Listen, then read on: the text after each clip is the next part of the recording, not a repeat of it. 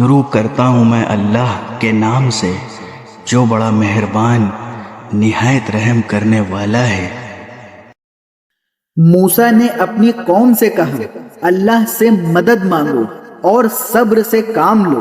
یقین رکھو کہ زمین اللہ کی ہے، وہ اپنے بندوں میں سے جسے چاہتا ہے اس کا وارث بنا دیتا ہے، اور آخری انجام پرہیزگاروں ہی کے حق میں ہوتا ہے۔ انہوں نے کہا کہ ہمیں تو آپ کے آنے سے پہلے بھی ستایا گیا تھا اور آپ کے آنے کے بعد بھی ستایا جا رہا ہے۔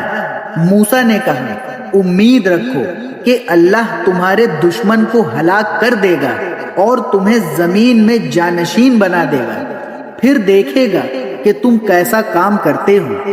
اور ہم نے فرعون کے لوگوں کو قحط سالی اور پیداوار کی کمی میں مبتلا کیا تاکہ ان کو تنبیہ ہو، مگر نتیجہ یہ ہوا کہ اگر ان پر کوئی خوشحالی آتی تو وہ کہتے یہ تو ہمارا حق تھا، اور اگر ان پر کوئی مصیبت پڑ جاتی تو اس کو موسیٰ اور ان کے ساتھیوں کی نحوست قرار دیتے۔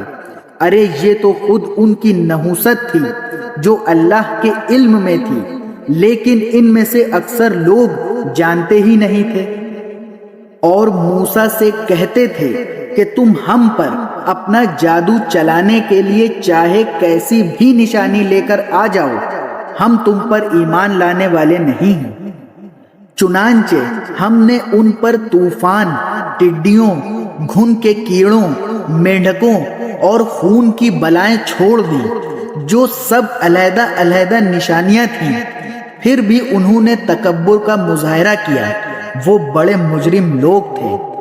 اور جب ان پر عذاب آ پڑتا تو وہ کہتے، اے موسیٰ، تمہارے پاس اللہ کا جو عہد ہے اس کا واسطہ دے کر ہمارے لیے اپنے رب سے دعا کرو کہ یہ عذاب ہم سے دور ہو جائے، اور اگر واقعی تم نے ہم پر سے یہ عذاب ہٹا دیا تو ہم تمہاری مان لیں گے اور بنی اسرائیل کو ضرور تمہارے ساتھ بھیج دیں گے۔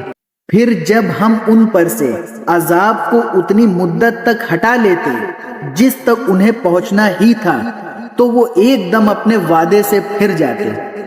نتیجہ یہ ہوا کہ ہم نے ان سے بدلہ لیا اور انہیں سمندر میں غرق کر دیا، کیونکہ انہوں نے ہماری نشانیوں کو جھٹلایا تھا اور ان سے بالکل بے پرواہ ہو گئے تھے۔ اور جن لوگوں کو کمزور سمجھا جاتا تھا ہم نے انہیں اس سرزمین کے مشرق و مغرب کا وارث بنا دیا جس پر ہم نے برکتیں نازل کی، اور بنی اسرائیل کے حق میں تمہارے رب کا کلمہ خیر پورا ہوا، کیونکہ انہوں نے صبر سے کام لیا تھا۔ اور فرعون اور اس کی قوم جو کچھ بناتی چڑھاتی رہی تھی اس سب کو ہم نے ملیہ میٹ کر دیا۔ اور ہم نے بنی اسرائیل سے سمندر پار کروا دیا تو وہ کچھ لوگوں کے پاس سے گزرے جو اپنے بتوں سے لگے بیٹھے تھے۔ بنی اسرائیل کہنے لگے، اے موسیٰ، ہمارے لیے بھی کوئی ایسا ہی دیوتا بنا دو جیسے ان لوگوں کے دیوتا ہیں۔